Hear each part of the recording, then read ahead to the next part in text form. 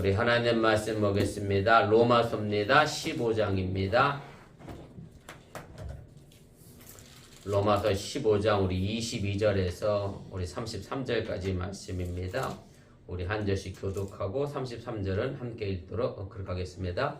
그러므로 또한 내가 너에게 가려 하던 것이 여러 번 막혔더니 이제는 이 지방에 일할 곳이 없고 또 10달 전부터 언제든지 사방하러 갈 때에 너희에게 가기를 바라고 있었으니 이는 지나가는 길에 너희를 보고 먼저 너희와 사귐으로 얼마간 기쁨을 가진 후에 너희가 그리로 보내주기를 바람이라.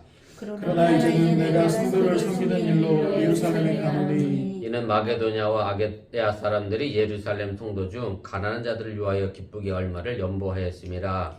저희가 기뻐서 하였거니와 또한 저희는 그들에게 빚진 자니 만일 일반인들이 그들의 영적인 것을 나눠 가졌으면 육적인 것으로 그들을 섬기는 것이 마땅하니라. 그러므로 내가 이 일을 마치고 이 열매를 그들에게 확증한 후에 너에게 들렀다가 서바나로 가리라. 내가 너희에게 갈 때에 그리스도의 충만한 복을 가지고 갈 줄을 아노라. 형제들아, 내가 우리 주 예수 그리스도와 성령의 사람으로 말미암아 너희를 권하노니 기도에 나와 힘을 같이하여 나를 위하여 하나님께 빌어. 나를 위해 순종하지 아니하는 자들로부터 건진을 받게 하고 또 예루살렘에 대하여 내가 섬기는 일을 성도들이 믿을 만하게 하고 나로 하나님의 뜻을 따라 기쁨으로 너에게 나아가 너희와 함께 편히 쉬게 하라. 평강의 하나님께서 너희 모든 사람과 함께 계실지어다. 아멘. 예, 오늘은 50번째 시간입니다. 사도 바울이 추후 여행 일정과 간청 이제 두 번째 시간이고요. 그래서 오늘 이 본문 함께 읽은 말씀의 내용은 이제 사도 바울이 로마서를 마무리하면서 자신의 여행 계획을 밝히죠. 내가 로마에 갔다가 로마에서 너희들의 도움을 좀 얻어서 서바나 스페인으로 지금 가고 싶다라고 하는 이야기를 지난 시간까지 우리가 했고요. 오늘 25절부터 있는 말씀의 이제 내용은 사도 바울이 로마로 가기 전에 자신이 해야 할 일이 있다. 그래서 이제 그 일을 마무리하고 내가 로마로 가겠다라고 하는 부분에 관하여 오늘 말씀을 좀 함께 나누려고 합니다. 그래서 오늘 25절 말씀에서부터 29절까지 말씀이 있고요. 그 다음에 30절부터 마지막 33절은 이제 사도 바울이 로마서를 최종 정리하면서 함께 기도에 부탁을 하고 중보 기도를 하는 내용이라 별개로 다시 공부를 그렇게 해 나가도록 하겠습니다. 그래서 앞에 본문 개요는 지난 시간에 했던 것이라 우리 그냥 넘어가고요. 우리 2페이지 제일 아랫부분 본문 주석으로 바로 넘어가도록 하겠습니다. 지난 시간 내용을 좀 상기하면서 여러분들이 함께 참여하면 좋겠습니다.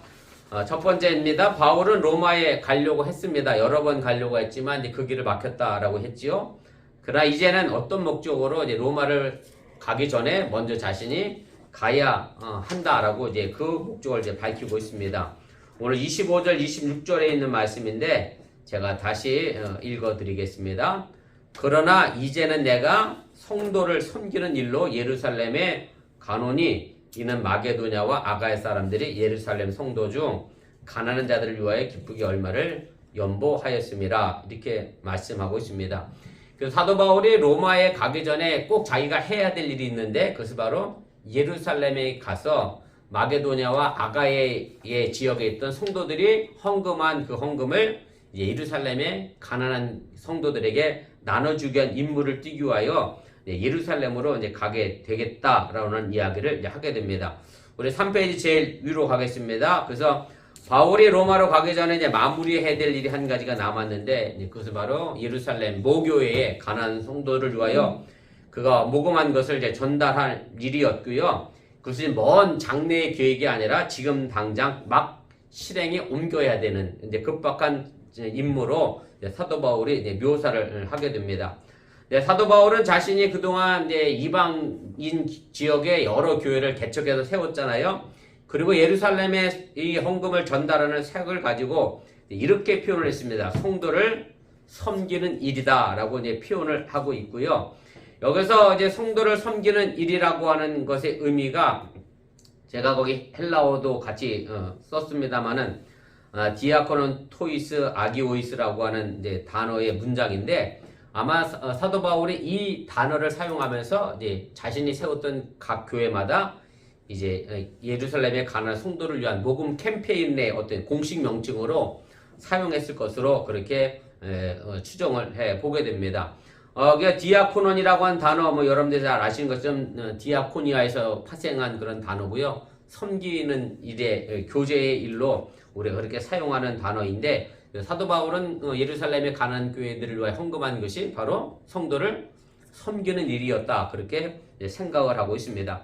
그러면서 이제 가로 3번입니다. 이방인 교회에서 거두어들인 이 헌금이 유대인 성도들에게 자신을 뭐랄까요, 드러내놓고 내세울 만한 자랑거리가 아닌 것으로 이야기를 하는 겁니다. 사실은 섬기는 것은 누가 하는 거죠?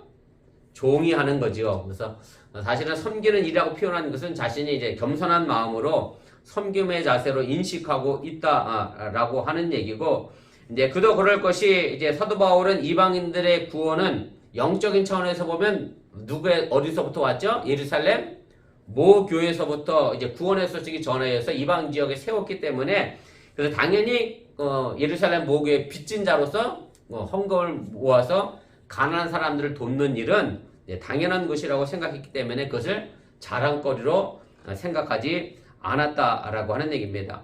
제가 거기에 각주 6번 달아드렸는데 한번 보세요. 고린도후서 8장 4절 말씀에 고린도후서에서도 똑같은 말로 사도 바울이 이 일을 이야기합니다. 이 은혜와 성도 섬기는 일에 참여함에 대하여 우리에게 간절히 구하니. 그래서 사도 바울이 고린도 교회도 헌금 모금하는 일에 대하여 이제 부탁했던 것을 이제 표현하고 있고요. 또 각주 7번입니다. 로마서 15장 27절 우리가 이미 읽었던 말씀 가운데 한 부분인데, 저희가 기뻐서 헌금 거둔 게 억지로 인색함이 아니라 정말로 기뻐서 한 것이고, 그리고 예루살렘 모 교회에 영적으로 이미 빚진 사람들이기 때문에 당연히 영적인 것을 나눠 가졌으면 영적으로 갚을 수는 없지만 뭘로 대신 갚을 수 있다? 육적인 것으로 섬기는 것이 마땅하다. 그래서 이 헌금 거두는 일에 대하여 자신들의 어떤 교만이나 자랑거리로 사도 바울은 이야기를 하지 않게 됩니다. 네, 가로 4번입니다. 이제 바울이 근데 로마로 가고 싶다라고 여러 번 얘기했음에도 불구하고 지금 당장 예루살렘을 가기로 결정한 이유가 그럼 도대체 뭐냐? 이것을 반드시 먼저 마무리해야 될 이유가 뭐냐? 이 부분에 관하여 우리가 생각할 것은, 먼저는 제가 앞서도 말씀드렸던 것처럼 예루살렘 공의회 때 사도 바울이 이 일을 이미 베드로와 여러 사도에게 약속한 일이었기 때문에 그 약속을 이제 지키기 위해서 이제 사도 바울이 이 일들을 이제 추진하게 됩니다. 각주 8번에 달아드렸던 내용인데, 갈라디아서 2장 10절에도 나와 있는 동일한 내용의 말씀입니다. 보세요.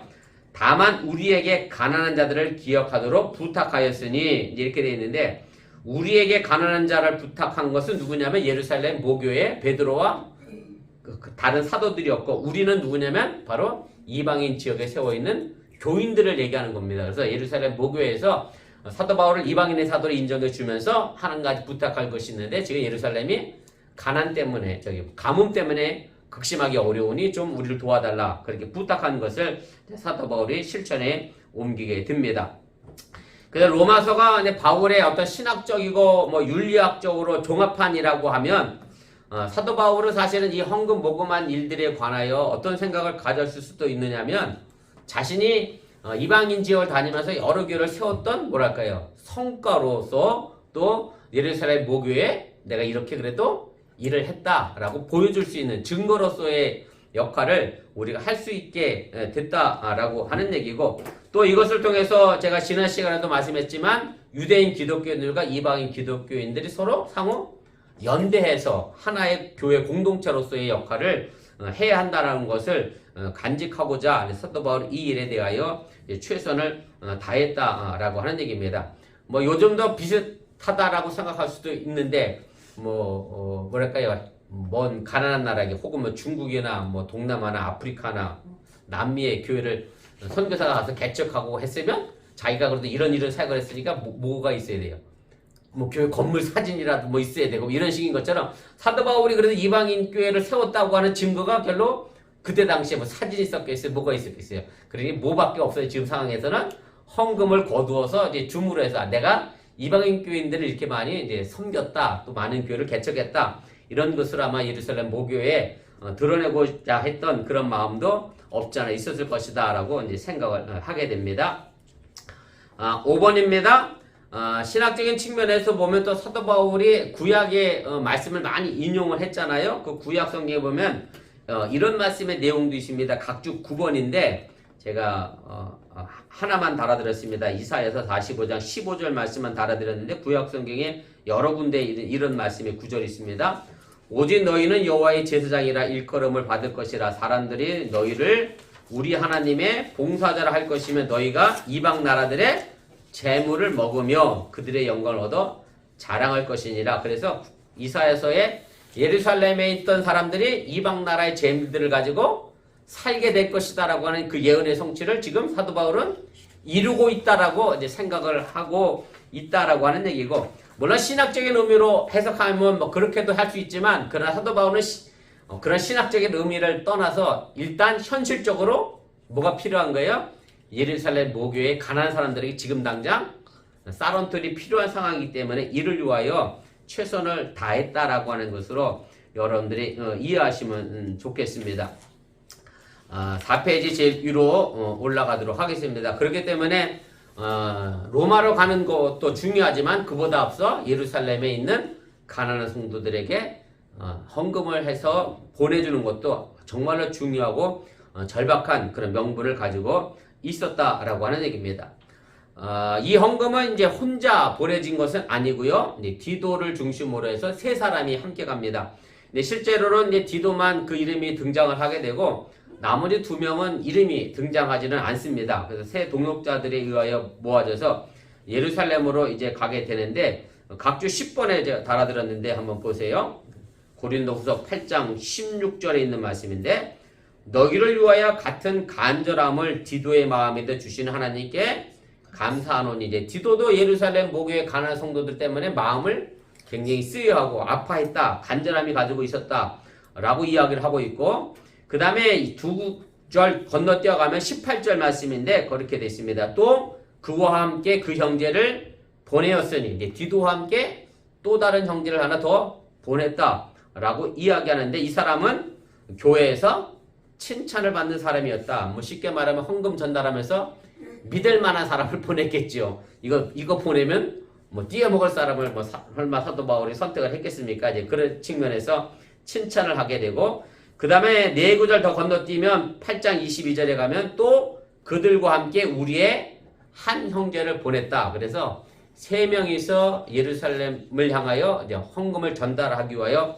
이제 떠나갈 준비를 하고 있는데, 지금 사도 바울은 이 로마서를 어디서 쓰고 있는 거냐면 고린도에서 지금 쓰고 있고요. 그래서 그 헌금이 지금 고린도에 다 모아졌고 이제 예루살렘으로 그 헌금을 이제 가져가게 됩니다. 제가 6번 두 번째 줄 그 후반부터 읽어드릴 테니까 한번 보세요. 바울에게 예루살렘 성도의 가난이 주는 신학적 의미보다 더 중요한 것은 그 현실적 가난의 해결을 위한 약속의 실천과 그것이 이방인 교회에 관계하여지는 상징적 의미가 더 컸기 때문에 이제 사도 바울이 그 약속을 실천하기 위하여 최선을 다했다라고 하는 얘기입니다. 2번입니다. 바울은 그럼 왜 이방인 교회들이 예루살렘 교회를 위해서 헌금하는 것이 합당하다라고 말하고 있느냐? 27절에 있는 말씀입니다. 제가 읽겠습니다.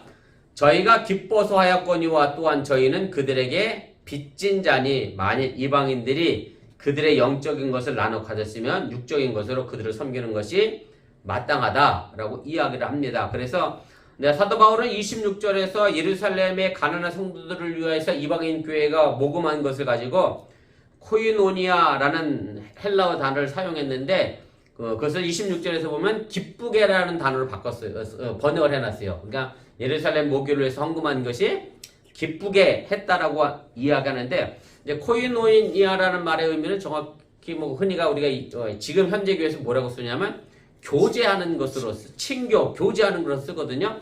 근데 친교, 교제의 의미는 사실은 일방적인 게 아니잖아요. 친교와 교제는 서로 쌍방간에 상호간에 서로 주고받아야 하는 것이고, 그래서 코이노니아라는 단어를 사용하면서 물론 이방인 교회가 헌금을 주니까 그럼 누가 더 갑인 것 같아요. 흔한 말로 말하면 이방인 교회가 갑이 되고 예루살렘 모교회가 의리되는 관계를 말하고자 하는 것이 아니라 코이노니아를 쓰면서 서로 동등한 위치에서 서로 주고받는 것임을 이제 사도 바울이 이제 이야기를 하는 것임을 여러분 이 단어를 통해서 우리가 이제 인식을 하게 됩니다. 2번입니다. 그래서 바울은 거듭 이제 마게도니아와 아가야 교우들, 쉽게 말하면 고린도 교회, 갈라디아 교회, 데살로니가 교회들, 이런 교회들의 헌금이 강요로 인하여 이루어진 것이 아니고 그들이 정말로 기뻐하는 마음으로 자발적인 결정에 따른 것을 다시 한번 이제 강조를 하게 되고요. 그래서 여기서 오늘 27절 말씀에도 헌금 거두면서 이 교인들이 어떻게 했어요? 기뻐하였거니와 이렇게 과거형으로 쓰면서 정말로 자율적 판단에 의해서 흔쾌히 헌금한 것을 결정한 것을 이제 이야기를 하게 됩니다. 3번입니다. 그래서 바울은 이 코이노니아의 이제 쌍방성을 이야기하면서 뭐와 쌍방성을 얘기하냐면 예루살렘 모교회가 이방인 교인들을 위하여 뭘 준 거예요? 구원을 줬으니 신령한 것을 나누어 줬고, 그러면 이방인 교인들은 그 신령한 것에 대하여 뭘로 좀 갖고 있는 거예요? 육체적인 것으로, 육신의 것으로 상호 교류하는 것으로 이제 그렇게 이제 설명을 하게 된다라고 하는 얘기고요. 그래서 본문 맥락에서 이 신령한 것은 뭐냐면 이방인들을 구원하게 한 그런 복음을 가르치는 것을 여러분들 이해하시면 되겠고요. 반면에 육신의 것은 그럼 뭐겠어요? 이방인들이 헌금을 걷어서 보내는 것, 물질적인 것을 향하여 하는 헌금을 이제 육신의 것으로 사도 바울은 그렇게 이제 표현을 하고 있습니다. 4번입니다. 그래서 이 둘의 관계가 하나는 신령한 것이고 하나는 물질적인 것이다 보니까 이게 뭐랄까요? 육신적인 것이다 보니까 서로 안 맞을 것 같은데 사도 바울은 이것을 안 맞다라고 생각하지 않고요. 오히려 양쪽이 서로 긴밀하게 연결되어 있는 것으로 이해를 하게 되는 것이고, 결국 신령한 것도 우리 인간 구원에 있어서 필요한 것이고, 이 육적인 것, 물질적인 것도 인간 구원에 있어서 필요한 것이고를 사도 바울은 이제 인식을 하고 있다라고 하는 얘기입니다. 사실은 이 부분은 또 어디에도 나와 있느냐면 예수님이 우리에게 가르쳐 주신 주기도문에도 보면 예수님은 물론 하나님의 뜻을 구하고 그 뜻이 이 땅에도 이루어지기를 원한다라고 얘기했고, 그 다음에 또 나와 있는 기도가 뭐예요? 우리에게도 뭘 주셨죠? 일용할 양식을 주셨다. 그래서 예수님도 이 사실 두 가지가 다 필요함을 이야기했고요. 여러분들도 마찬가지지만 교회 열심히 다니고 신앙생활 잘하는 것도 중요하지만 또 모두 중요해요. 내가 육신적으로 살아가는 생활도 중요한 것이다 라고 하는 얘기고, 그래서 우리가 선교지에 사실 선교할 때 물론 기도로 물론 도와야 되겠죠. 당연히 신령한 것을 도와야 되겠지만 기도만 열심히 해갖고는 선교사님이 선교할 수는 없으니 또 물질적으로 우리가 돕는 것은 당연한 것이다. 사도 바울은 이 부분에 관하여 저는 배타적으로 생각하지 않는다라고 하는 얘기입니다. 5번입니다. 여기서 이방인 교인들을 이제 빚진 자라고 표현을 했어요. 복음의 빚진 자라고 이야기하고 있죠. 그래서 그렇다고 해서 아까 얘기한 것처럼 빚을 졌으니 갑과 을의 관계로 이야기한 게 아니라 코이노니아 이 단어를 통해서 쌍방의 상호 교통하는 본질을 사도 바울은 훼손하지 않고 있다라고 하는 얘기고, 바울은 바울 자신뿐만 아니라 자기를 포함해서 모든 사람들이 결국 하나님의 은혜에서 뭐한 사람들이에요? 빚진 사람들이죠. 우리들도 이미 신앙의 선조들에게 빚진 것이고, 또 우리를 통해서 그 다음으로 전달되는 신앙의 역사를 통해서 보면 그분들은 또 우리에게 빚진 자이고, 그래서 서로 그렇게 빚진 자로 연결되어 있음을 사도 바울은 항상 인식하고 있었다라고 하는 얘기입니다.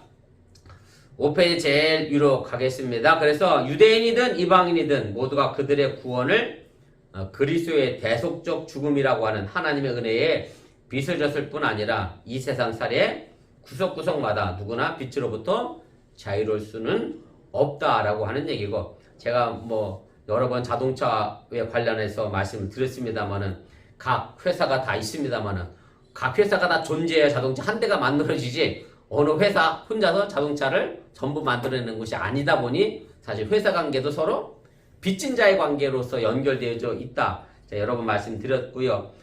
밥을 먹는 문제도 그렇고, 내가 물론 돈을 주고 쌀을 사지만 그 쌀이 오기까지 수고했던 모든 손길들에게 사실 또 우리는 빚을 지고 있는 것이고, 그렇게 서로 빚을 지고 있다라고 하는 그 생각을 우리가 잊어서는 안 된다라고 하는 얘기입니다. 6번입니다. 그래서 예수님께서도 이제 그런 말씀을 하셨죠. 하나님께 진 빛과 사람들끼리의 빛을 서로 면제하고 면제받는 것을 용서의 핵심으로 이해를 했습니다. 이것이 어디에 나오냐면 주기도문에 나오죠. 마태복음 6장 12절인데 각주 11번입니다. 우리가 우리에게 죄 지은 자를 사하여 준 것 같이 우리 죄를 사하여 주시옵고 이렇게 되어 있고요. 그래서 사실은 여기가 죄라고 한글 성경에는 번역이 되어 있습니다만 영어 성경에 보면 이게 빛이라고 데빗이라고 표현되어 있습니다. 그래서 이 빛과 죄의 의무를 예수님도 같은 개념으로 생각해서 서로 갚고 용서해야 하는 것이 핵심이라고 이제 이야기를 하고 있고요. 근데 바울에게도 이것은 마찬가지입니다. 그리스도의 윤리는 피자 그 빛을 갚는 과정에서 함께 이행해야 될 사랑의 의무로 이제 생각을 하고 있었고요. 그래서 이 빛이라고 하는 것은 사실은 반드시 우리가 물론 갚아야 될 거잖아요. 뭐 떼어먹는 사람들이 종종 있긴 합니다만은 빚은 내가 갚아야 될 의무 상황이에요. 그래서 오늘 여기 나와 있는 이 의무와 빚이 사실은 헬라어 단어로 보면 같은 어원을 가지고 있고요. 제가 헬라어를 썼습니다. 빚은 오페일로라는 단어를 사용했고 의무는 오페일로마라는 단어를 사용했고 그래서 같은 어원으로 동일한 헬라어로 표현되어 있음을 우리가 보게 됩니다. 마지막 3번입니다. 자, 바울의 그럼 여행 계획은 어떻게 되느냐? 오늘 28절, 29절 말씀의 내용인데 제가 읽겠습니다. 그러므로 내가 이 일을 마치고 이 열매를 그들에게 확증한 후에 너희에게 들렀다가 서바나로 가리라. 내가 너희에게 나아갈 때 그리스도의 충만한 복을 가지고 갈 줄을 아노라. 이제 사도 바울은 그의 여정의 일정을 다시 한번 이야기를 하게 됩니다. 사도 바울이 원래 가고자 했던 일들은 로마를 거쳐서 땅끝에 있는 서바나, 스페인까지 가고자 했던 일정을 다시 한번 이야기를 하게 되고요. 그런데 여기서 이제 가리라고 하는 말을 사용하는데 뭐 그냥 단순히 내가 희망하는 게 아니라 예루살렘의 일을 마치고 반드시 내가 너에게 갈 거다라고 하는 의지를 표명하고 있다라고 하는 얘기입니다. 2번입니다. 여기서 또 밝히는 것은 이제 로마 교회는 일시적인 경유주의지 내가 거기서 계속 머물러 있을 것은 아니다. 그리고 서바나가 최종 목적지인 것을 사도 바울은 다시 한번 이제 이야기를 하게 되고요. 그런데 그에게 서바나로 가기 전에 남은 일이 한 가지 있었는데 그것은 바로 예루살렘에 헌금을 전달하는 일. 이걸 내가 마무리하고 이걸 완결해야 하고 그리고 나서 내가 로마를 거쳐 서바나로 가겠다라고 이야기를 하게 됩니다.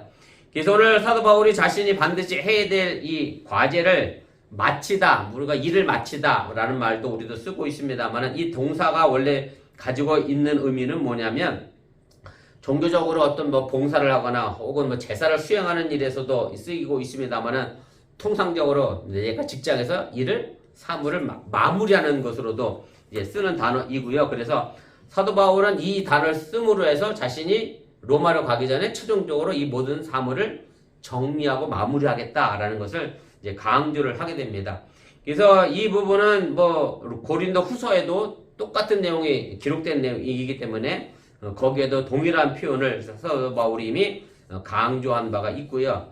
제가 길어져서 각주는 안 달아드렸고 제가 성경 본문만 써놨습니다만은 여건 되시면 한번 찾아보시면 좋겠습니다.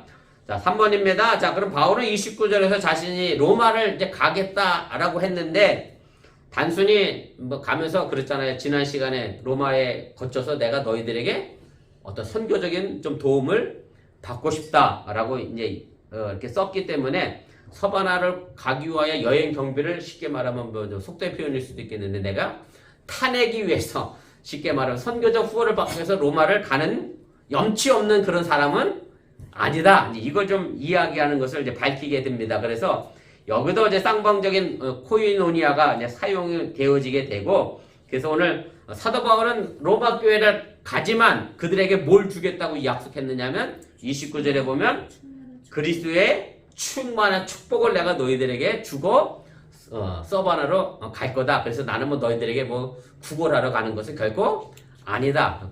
코이노니아의 쌍방적 관계를 다시 한번 사도 바울이 이제 이야기를 하게 됩니다. 자, 그럼 사도 바울이 로마 교회에 주고 싶었던 그리스도의 충만한 이 축복은 걸 도대체 뭐냐? 이것을 우리가 좀 생각해 본다라고 하면 이미 로마서 서론을 시작할 때 로마 교회에 이런 말을 썼습니다. 로마서 1장 11절 말씀인데 제가 각주 13번에 달아드렸습니다. 보세요.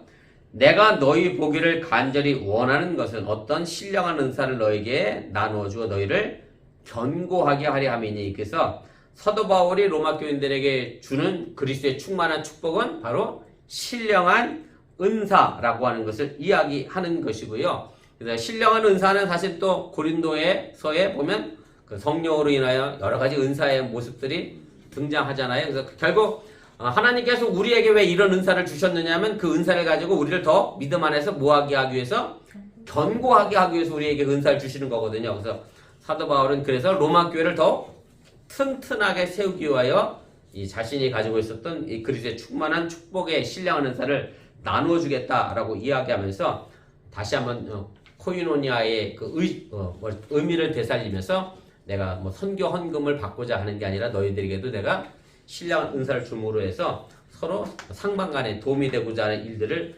이루겠다라고 하는 것을 이야기를 하게 됩니다. 그래서 우리가 사실은 뭐 우리 교회가 뭐 적지만 뭐 세교회 선교 헌금을 보내고 있습니다만 우리가 보내기도 하지만 우리가 보냄으로 해서 또 그들에게 우리가 뭐랄까요? 도움도 받는 거죠. 우리가 또 선교적인 일들을 여러분들이 하시니까 돕기 위해서 그거 안 하면 쉽게 말하면 두 여성교회가 1년 내에서 반찬을 만들어 팔 일도 사실은 없는 거고 내가 수고한다 생각하지만 오히려 그것이 내 신앙의 성장을 만들어가는 그런 계기도 되기 때문에 다 이것이 쌍방의 문제라는 것을 다시 한번 기억하시고 그래서 우리 어번교회도 뭐 점점 더 선교의 여정을 확대시켜 나갈 수 있는 그런 믿음의 교회가 될 수 있기를 주님의 이름으로 또 축복을 드립니다.